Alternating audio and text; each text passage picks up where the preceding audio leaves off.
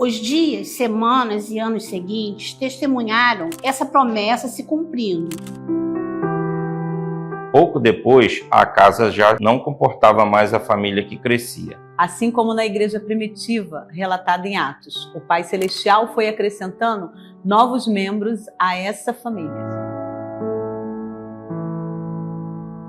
Chegou um momento especial de nossa história. A grande família encontrou um novo lar. Foi como entrar na Canaã prometida. Estávamos como quem sonhava, vivendo a promessa do Salmo 23, 6. Certamente que a bondade e a misericórdia seguirão todos os dias da minha vida.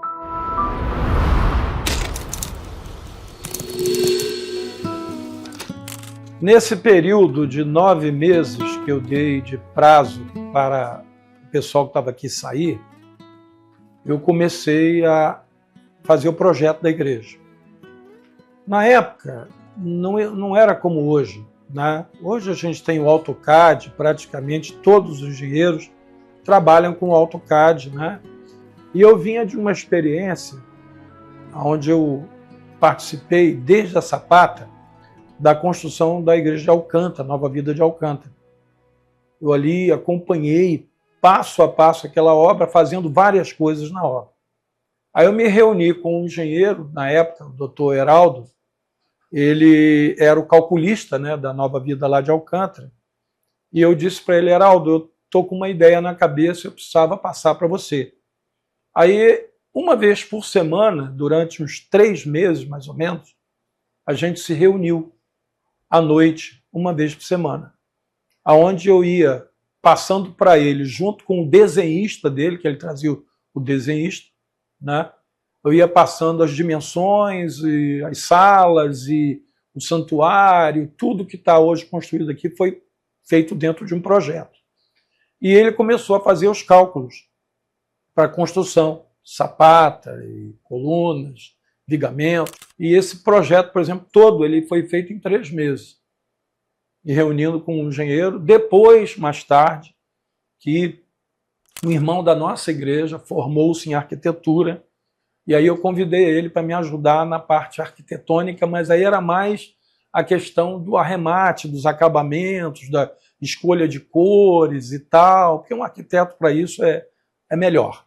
Mas toda a estrutura de divisão de salas, o tamanho das salas, a igreja em cima, tudo foi projetado. Então a ideia, quando aqui, nós começamos assim, com a ideia de construir, de fazer, tinha ideia, também tinha, e ele vinha assim, a gente estávamos conversando aqui mesmo. Às vezes a gente aqui fazendo aqui no terreno, ou lá riscávamos no chão assim, ele riscava, pegava um pauzinho, aqui puxar para lá, passar para cá, fazer o altar aqui assim, fazer a escada ali, vamos fazer, não, mas aqui, fazer, e aí ele pegava uma folha, depois chegava lá em cima, lá no espaço, riscávamos a gente junto, ele riscava, aquele papelzinho, isso aqui está coisa, aí eu levava lá, do falecido Heraldo, que era o engenheiro do solar. Ou às vezes ele vinha, quando podia, vinha. E dali surgiu a ideia, surgiu a Heraldo também, eu falei, trouxe algumas ideias, e surgiu a maquete da construção, como seria essa obra.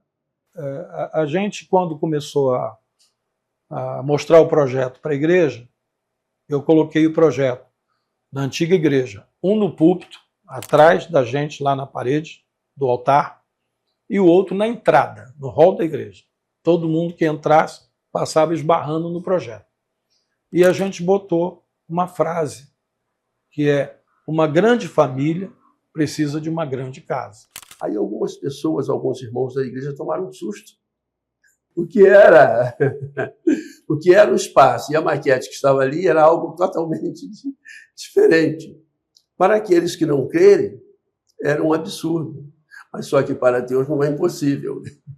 Quando eu vi o projeto pela primeira vez, o bispo ele tem uma visão, e eu costumo dizer que a visão do bispo ela é muito ampla.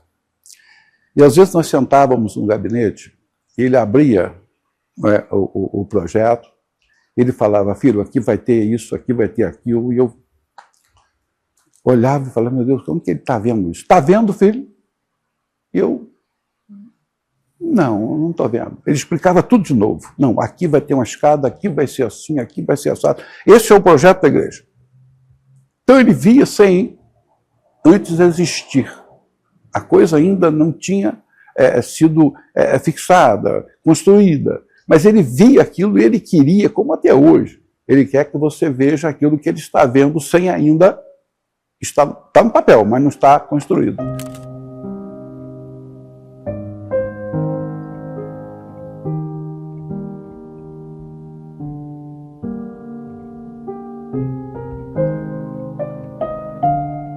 Eu preciso levantar dinheiro para a gente poder começar a obra. Mas como é que vai levantar dinheiro? Só, vamos fazer cachorro-quente. Mas cachorro-quente? Quantos cachorro-quente? Eu falei, eu tinha vontade de fazer uns 5.000. E tudo doado. Se for para comprar, a gente vai trocar dinheiro. Tem que ser doação.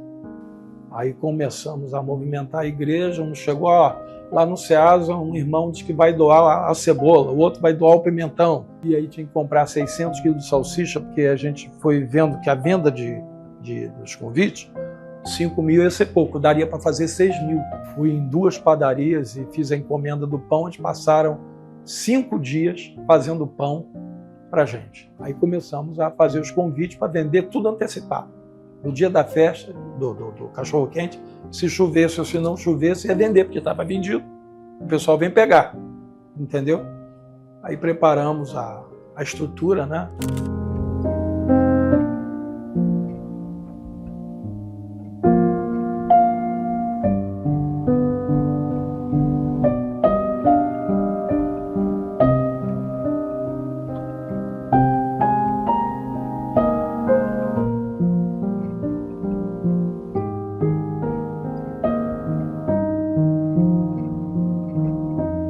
E ali veio gente de tudo quanto era lugar, os casais ainda fizeram mais 1.000 churrasquinhos para juntar com cachorro quente, o refrigerante e tal, enfim.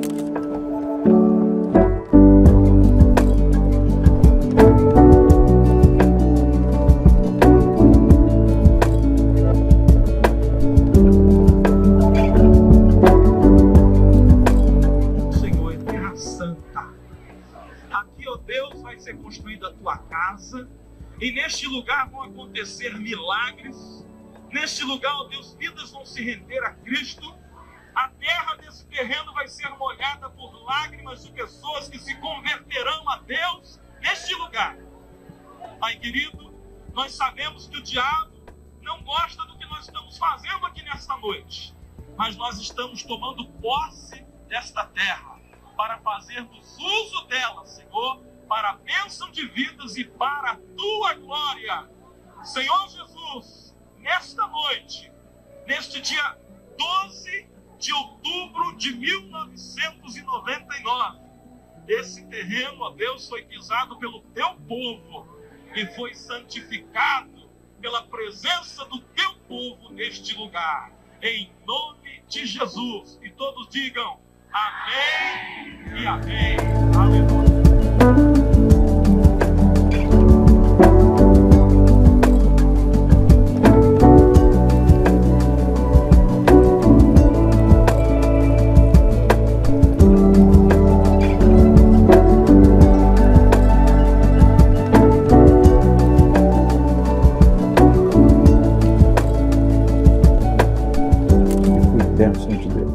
Porque dali para frente a obra não parou. Não parou. Claro, desafios, coisas que chegavam ao coração, o nosso conhecimento, principalmente ao coração, o conhecimento do Bispo Robson. Olha, não vai dar, não tem condição, mas Deus honrou aquilo que ele falou que faria, fez e ainda fará muitas coisas. Quando terminamos o Festival de Cachorro Quente, passou uma semana, nós começamos a construir, nós saímos, comprei uma máquina usada de fazer brocos e construímos 24.000 brocos. Essa igreja toda construída de brocos. Nós construímos, éramos somente 3 pessoas, eu, meu filho e o outro, construímos 24.000 brocos, de 40, 20, 15. É qual está feito esse primeiro andar dessa igreja, todo é construído com esses blocos. Compramos umas formas de fazer viga. Nós fabricamos essas vigas todas dessa obra. Essa obra toda é fabricada, essas vigas todas por nós. Para quê? Para conseguir ter custo, para ter condições de fazer. Para construir essa obra, eu precisei criar. Nós criamos para poder construir ela, porque a igreja não tinha condições financeiras de comprar, de bancar tudo aquilo para propaganda. Então, nós fazíamos, construímos e fabricávamos. Fabricamos tijolos, fabricamos blocos de cimento, fabricamos todas as lajes e fabricamos confeccionamos todas essas janelas de ferro que estão aqui nessa obra. O que Deus fez é extraordinário, porque nós éramos muito poucos funcionários. Tanto tinha na limpeza muito pouco, tanto tinha no escritório muito pouco. Na obra começou também 4 pessoas na obra. Quando começou, foi tocando. E aí, graças a Deus, né? Aumentou os quadros de funcionários foram aumentando. A igreja conseguiu manter funcionários aqui com muitos anos, né? Foram mantendo os funcionários aqui. Então é o que a gente hoje vê aqui, que a gente está vendo, né? É uma coisa gratificante. Temos que colocar Deus sempre em primeiro lugar, né? Porque se não fosse Deus, isso aqui não teria acontecido. Isso aconteceu porque Deus permitiu.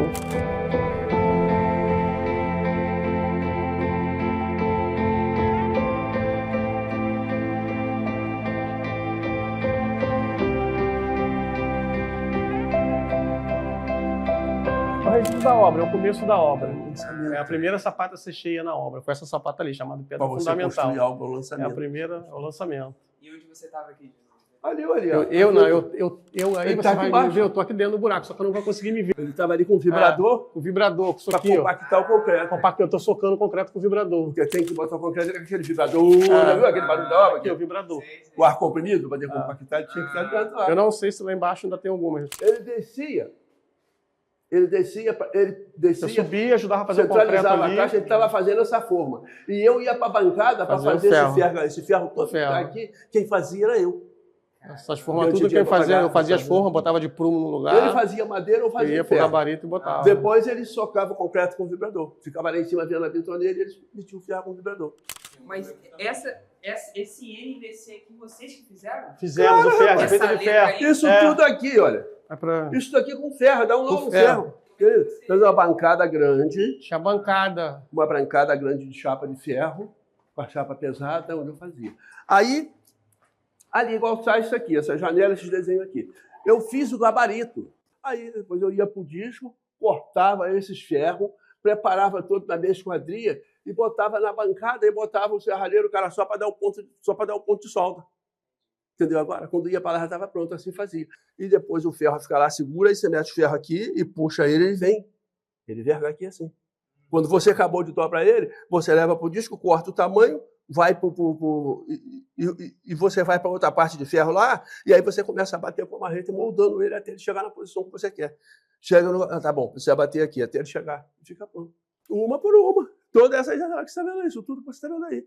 Teve muita coisa que a gente fez na época que foi assim uma inspiração divina para a gente conseguir alcançar coisas que a gente não teria como alcançar pelos meios normais.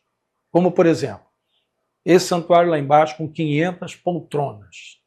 Na época, você poltronar uma igreja era muito caro.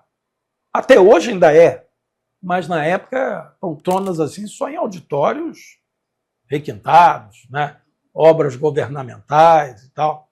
Uma igreja de bairro, sonhar com isso. Aí fiz uma campanha na igreja e cada um ajudou com uma poltrona. Teve gente que comprou 2, entendeu? Teve gente que comprou meia poltrona. E aí a gente fez um carnezinho, entendeu? Essa igreja não tem dinheiro de fora. Não teve ninguém que chegou aqui, um grande empresário, não, deixa comigo que eu compro as poltronas. Não teve isso. Tudo foi o povo se reunindo e cada um fazendo o que podia fazer. Quando a gente estava para vir para cá, nós estávamos na última etapa, que era a preparação de, além do granito, tinha que fazer os banheiros, né? Louças, metais, portas de alumínio, acabamento é muito caro, né? Esses revestimentos de parede, de piso e tal, e o dinheiro não tinha dinheiro. Foi quando eu pensei assim, eu tenho um carro. Esse carro tem 4 anos de uso. Está pago. É o único bem pago que eu tenho. Se eu vender esse carro à vista e eu andar num carrinho mais barato, eu pego esse dinheiro e compro o material de acabamento. Dá para comprar o azulejo do banheiro, os vasos sanitários, as válvulas de descarga e tal. Enfim, os acabamentos da igreja. Foi o que eu fiz.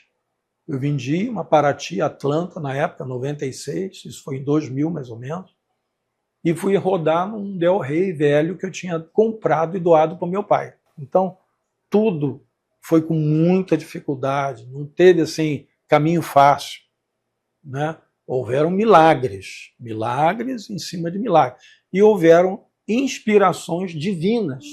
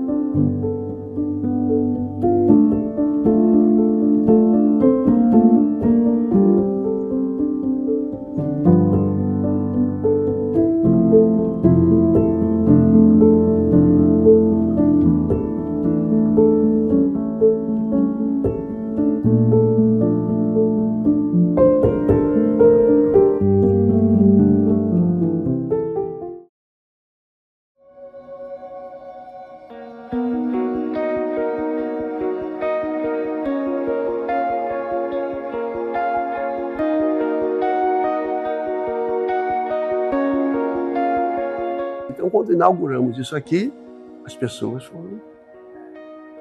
Foi uma obra moderna, né? A pessoa chegou aqui e vê a igreja completamente diferente das outras igrejas. Na época, né, foi criado, né? As pessoas chegavam aqui e ficavam assim, poxa, é coisa de outro mundo, via tudo que era coisa de outro mundo. Aqui não tem arquitetura disso, não. Quer dizer que o arquiteto fez isso, não. Foi criado aqui mesmo. Criado, o bispo também tem muitas ideias. Muitas, não são poucas, não. Tem algumas até que a gente freava. Tem algumas ideias que a gente tinha que fazer isso, a frear. Porque ele tem muitas, não é pouca, não. As ideias dele não são poucas, não.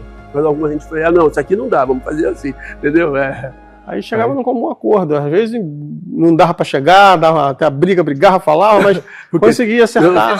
No final chegava tudo bonitinho. Aí, quer dizer, não, isso aqui não pode, isso aqui não. O mesmo, Pai, está acontecendo aqui nesta noite. Nós cremos, Senhor, que este lugar está sendo separado para ser um lugar onde vidas vão ter encontro com Jesus, onde pessoas vão ser curadas, onde pessoas vão encontrar aqui a paz que só em Cristo podem encontrar. Pai querido, nós te agradecemos por esta noite de celebração e pedimos que o Teu Espírito Santo esteja conosco nesta noite, porque nós viemos aqui hoje para celebrar, para glorificar o nome do Senhor e te agradecer, Senhor, por tudo que nós estamos recebendo das mãos do Senhor Jesus. Amém e amém.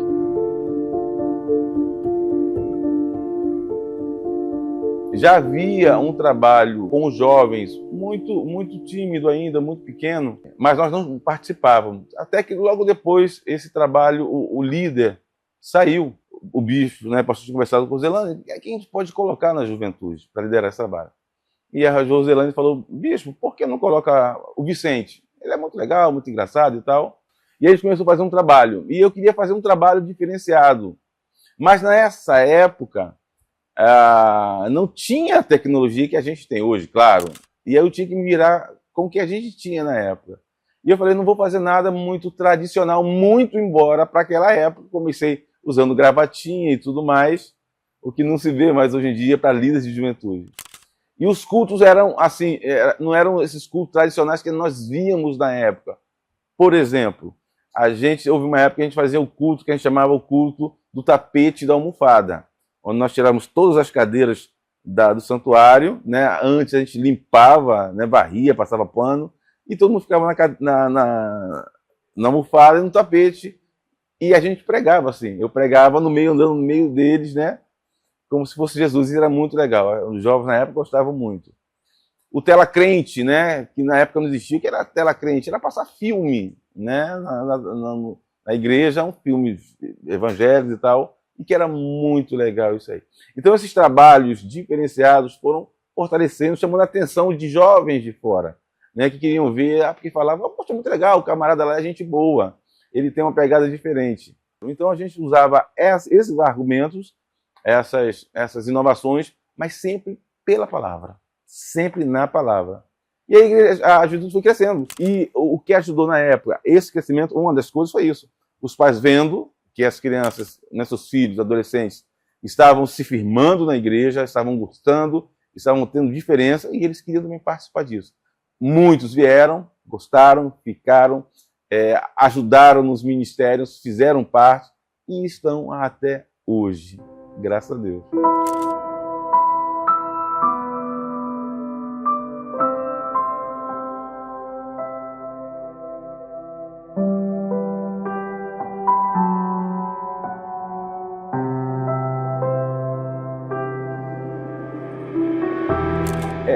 A gente está falando de muitos anos, né? Lá atrás. Não se ouvia falar, algum tempo atrás, de retroprojetor. Aliás, retroprojetor era o must. O retroprojetor era tudo, né? A gente, quando colocava algumas transparências coloridas, meu Deus, né? Quando começou o Data Show, né? A identidade da nossa juventude, da nossa igreja, era muito diferenciada, porque algumas pessoas falavam a igreja de Nova Vida, era a igreja de Boa Vida, porque achavam que podia fazer tudo. E não era isso. Quando algumas pessoas pensavam isso, por exemplo, se alguém chegasse na igreja, no culto de juventude, e visse seus jovens deitados no chão numa almofada, né, assistindo uma pregação, deitado, eles iam dizer que aquilo ali era uma heresia, que aquilo ali era o fim do mundo, e que aquilo ali era uma blasfêmia. Mas o que eu estava fazendo ali, naquele momento, o que nós estávamos fazendo, era consolidando a fé dos jovens. Era mostrando para os jovens que Deus é bom, que a igreja é um lugar bacana, que a igreja é um lugar legal, que você pode se sentir bem e, com tudo isso, ouvir a palavra de Deus. Fazendo com que eles tivessem uma experiência forte com Deus, porque era isso que prendia o jovem. Era um culto alegre, era um culto dinâmico, mas um culto que falava das coisas de Deus. Falava de pecado, falava de salvação, falava de vida eterna, falava de inferno, de que a gente tinha que ter uma raiz na palavra de Deus, para permanecer na palavra de Deus, mas sem o tradicionalismo, sem aquela coisa chata de que muitas vezes a gente via. O jovem, ele tem a linguagem dele até hoje. A linguagem dele é a cabeça. E a gente tem que ter esse cuidado de alcançar essa cabeça dele. Uma coisa interessante, falando sobre esse relacionamento, a gente começou na época com livros de namoro. Eu estava percebendo que estava muito namorozinho na igreja. Eu falei, Márcio, esse namoro, não sei não. Aí a gente criou livros. Era um livro verde, um livro vermelho. Um livro verde. Vicente, eu conheci um camarada muito legal, muito bonito. Conheci os pais deles, então também gente ótimas, olha, muito legal. É sério, não, é namorar mesmo, gente, não estou de brincadeira não, rapaz, eu quero casar com ela. Então vamos botar teu nome aqui, no livro verde. Aí colocava o dia, começaram a namorar, Estava no livro verde, estavam namorando. Por algum motivo, vocês desmancharam o namoro, isso na juventude. Vocês entravam no livro vermelho, saíam do livro verde e iam para o livro vermelho, que era um período que significa 6 meses sem namorar ninguém na igreja. Eu não sei como que seria isso hoje. Né, na época, lá no início, né, pessoal, até as meninas gostavam, queriam um negócio mais sério. E ficam 6 meses sem namoro. E tinha um livro preto, que era o livro da igreja, é o livro de casamento. Então, muitos saíram do livro verde para o livro preto da igreja, onde então eles estavam casando. E isso deu muito certo, a gente fez isso aí há muito tempo, muitos jovens permaneceram firmes. Essas coisas boas, foram muito mais marcantes do que as coisas ruins. Eu acredito que, eu estava vendo um vídeo sobre isso, a gente passa momentos difíceis na vida, nos ministérios, na juventude, mas a gente tem que valorizar as coisas boas também, as que deixaram frutos, árvores frutíferas.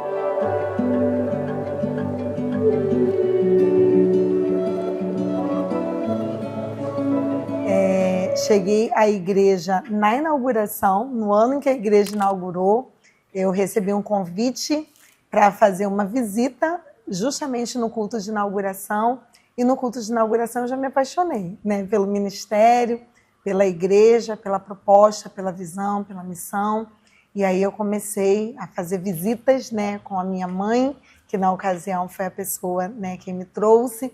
E aí começamos a nos envolver com as atividades que a igreja já oferecia, já inicialmente, e uma delas era o trabalho com jovens e adolescentes, que se resumia a um encontro de um grupo pequeno, numa salinha, onde nós nos reuníamos de uma faixa etária, 12 anos até 20, né? E ali o primeiro grupo nasceu. Então esse foi o meu primeiro contato, né? E ali eu comecei a ser a aluna da salinha. Até então chamava salinha, né? E aí chegou um momento em que esse grupo ele foi crescendo, a igreja foi dando seus primeiros passos, e nesses primeiros passos esse grupo ele se dividiu por faixa etária.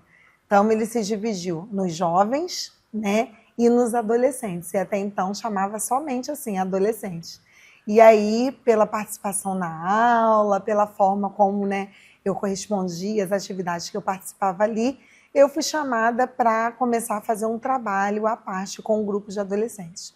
O outro líder caminhou mais efetivamente com os jovens, né? E assim nasceu o Vida Team, né? Hoje é o Vida Team, o nome do nosso ministério. E esse ministério que a gente vem conduzindo, liderando desde então, né? Desse nascedouro até os dias de hoje.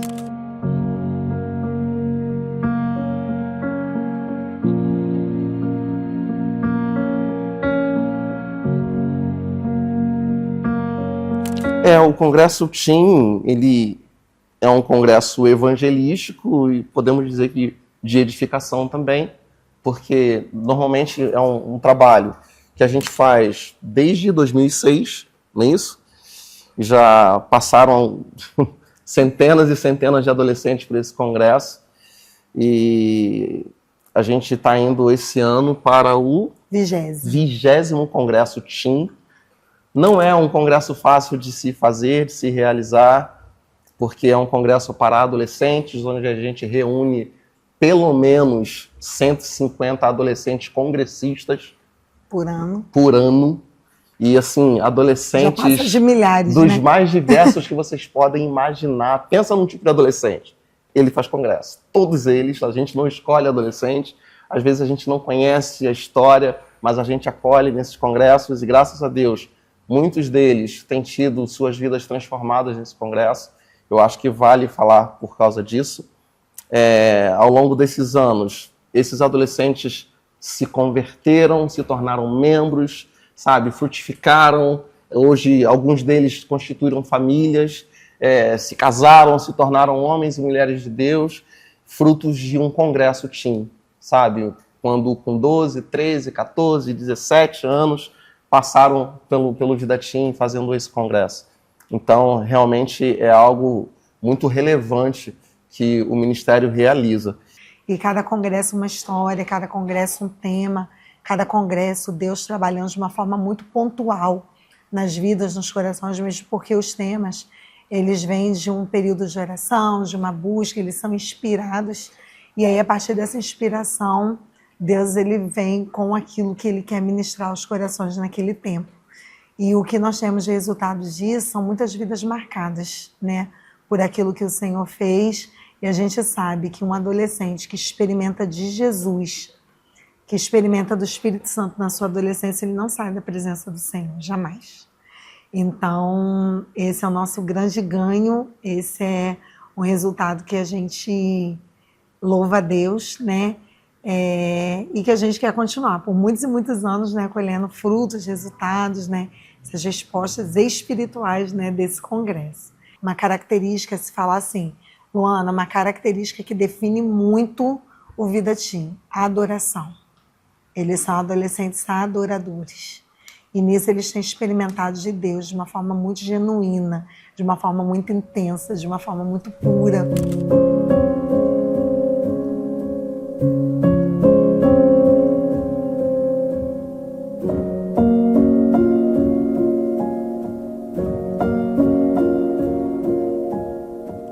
Eu quero destacar uma coisa bem que faz toda a diferença no trabalho com adolescentes. A igreja ela sempre teve a visão de abraçar e de valorizar. Então, a gente sempre, desde sempre, teve um espaço e a estrutura necessária para fazer as propostas, né, para executar as propostas que nós tínhamos à época. Sempre foi uma palavra, né, direcionada para as demandas do adolescente, para as questões da adolescência. E aí chegou um tempo que a estrutura ela cresceu. E aí, como eu falei, o número de adolescentes aumentou bastante. E com esse fluxo, né, de adolescentes, a gente ganhou mais autonomia para que nós pudéssemos funcionar e operar de outra forma. Hoje tem uma questão que é importante, né, da gente destacar. Nós hoje temos em torno de 250 adolescentes ativos, né?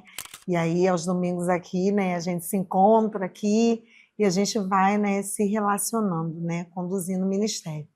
E aí, um dos fatores, né, que a gente avalia que seja importante para que eles permaneçam é o ministério ser ativo a partir do próprio adolescente. Então, aqui a gente pensa as estratégias, a gente dá a visão, dá o direcionamento, mas a gente prima muito por eles executarem essa visão. Então, em todo tempo, né, quando vocês... a igreja como um todo, eles veem muito isso, né, muito presente isso, o adolescente sempre atuando. Ele não é passivo no processo. Então, a gente se organiza com eles, né, faz as reuniões, passa a visão e mensalmente a gente passa a agenda do mês, as atividades, planeja junto, mas a execução é deles. E assim, a Nova Vida ela é uma igreja muito ativa, né? Uma das coisas que mais me chamou a atenção assim, quando eu cheguei na Nova Vida é que a igreja realmente ela é corpo. Eu não vi a igreja Nova Vida de Colubandê como uma parte acontecendo. Eu vi a igreja acontecendo como um todo. Então, para todos os lugares você via, mas a ação é do ministério de intercessão. Aí você olha, tem adolescentes, tem jovens, tem idosos, né? Enfim, você vê participação. O evangelismo é uma coisa linda, porque você vem num sábado para fazer esse evangelismo, a gente se concentra aqui e sai para as ruas. E quando você vê jovens, adolescentes, crianças, você vê, uma igreja de verdade. É muito lindo de ver hoje muitas pessoas que participaram do Vida Teen enquanto adolescentes, bem tenros ali, 12, 13, 14 anos de idade, hoje como ministros de louvor, hoje como diáconos na igreja, assim como somos, né? Tem outros também que passaram pelo Vida Teen, e nem todos, né, a depender do chamado pessoal que Deus tem para cada um, do propósito, nem todos permaneceram aqui nessa igreja, mas alguns foram servir ao reino, né? Ampliou essa visão. Então, a gente hoje vê essa construção, né, de ministério, a gente fica feliz, né? Isso não nos envaidece, mas dá uma noção da responsabilidade que é, porque hoje nós temos aqui ministros, obreiros, pastores, diáconos, missionários que saíram do ministério. A gente entende que o Ministério de Jovens tem uma missão dentro da igreja. O Ministério de Jovens é o que fomenta a igreja com coisas novas, com o que está acontecendo, né, nas outras igrejas, que traz esse ânimo, as novidades. O Ministério de Jovem contribui com isso, contribui com vigor, contribui com frescor para a igreja, né? As inovações que acontecem na igreja começa por um Ministério de Jovens ativo, por um Ministério de Jovens entendendo qual é o seu papel dentro da igreja, mas não sendo uma igreja dentro da igreja, mas conectada à igreja. E essa é o grande desafio de um Ministério de Jovens que cresce muito. Entender que ele não é uma igreja dentro da igreja. mas que ele faz parte da igreja, ele tem uma missão dentro da igreja. Então é isso que a gente sempre fala com os jovens criativos que nós temos dentro da juventude. Entender que a criatividade deles não é para ser colocada só na juventude, mas precisa servir a igreja. Então essa é a grande missão desse tempo do Ministério de Jovens. E uma outra coisa é eles entenderem que nós temos uma missão, nós temos um chamado, e esse chamado e essa missão é para ser vivido a partir da igreja. Ainda que hoje há várias possibilidades, né? Uma possibilidade de eu ter o meu canal no YouTube, uma possibilidade de eu ter o meu perfil no Instagram, e isso me dá muitos seguidores, mas eu preciso fazer também a minha missão a partir da igreja. Então, essa é a contribuição do Ministério de Jovens dentro de uma igreja, está inserido, e de conectar com as outras gerações, de não ser uma geração isolada, de não ser uma geração... A Dani é até psicóloga, trabalha muito essa perspectiva e me ajuda nisso daí, da gente, como Ministério de Jovens, não ser uma bolha geracional dentro da igreja.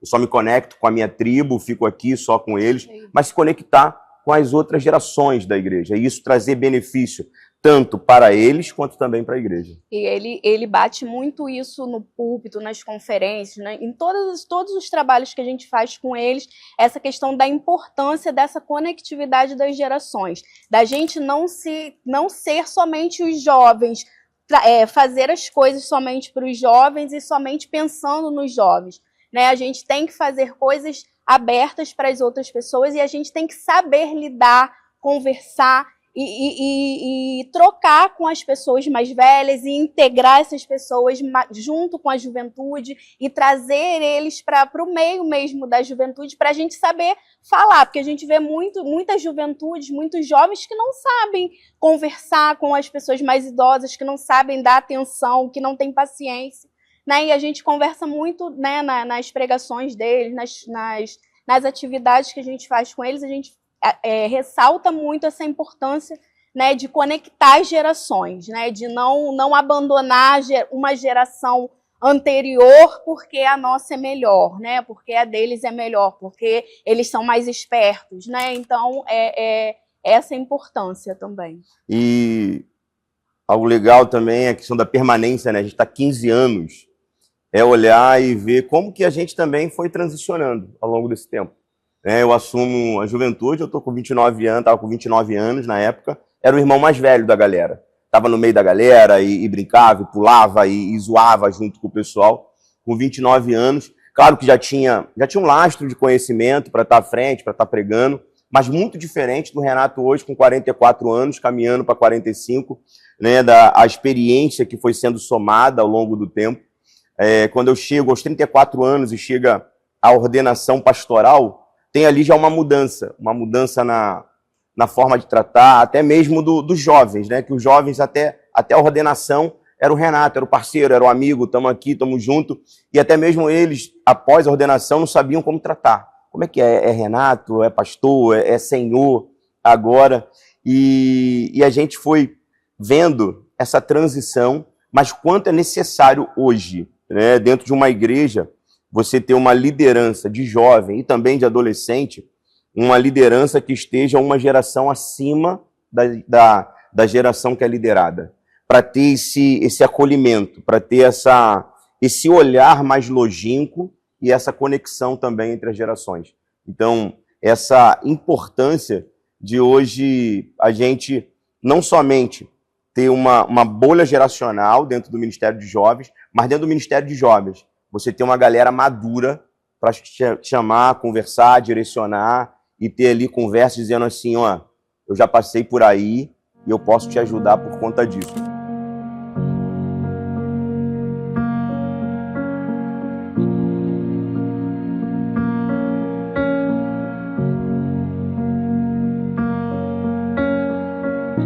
E depois veio Covid, veio uma série de dificuldades, e as igrejas todas passaram nesse período do Covid por um desafio muito grande. Inclusive, nós estávamos nos reunindo no santuário de baixo e aprontando de cima sem pressa, né? sem data. Estávamos lá embaixo, 500 lugares, 3 cultos domingo, quando veio a Covid. E aí paramos tudo. Não podia fazer culto presencial, só online. Começamos a fazer culto online. E aí, quando liberaram para voltar, a liberação foi 30% da lotação da igreja. Se a gente tem 500 lugares, 30% daria em torno de 175, 185 lugares do santuário lá de baixo. Impossível fazer culto com tão pouca gente, né? Então eu falei assim, gente, tem uma saída.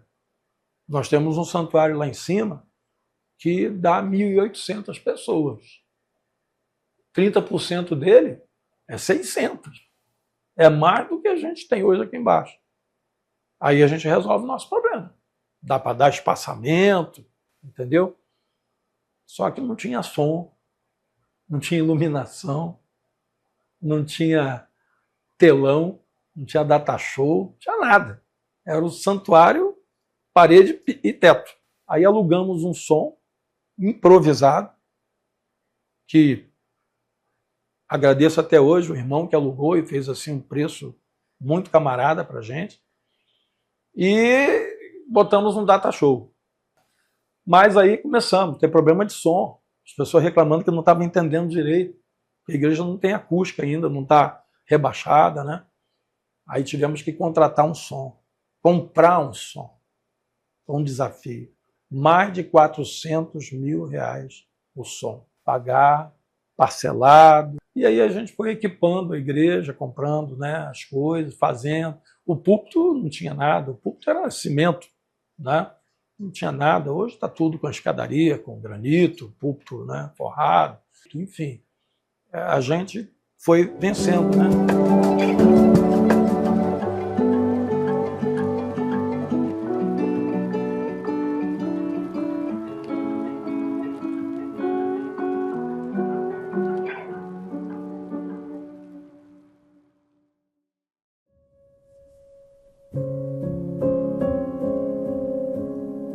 Eu subo essa escada hoje, mancando,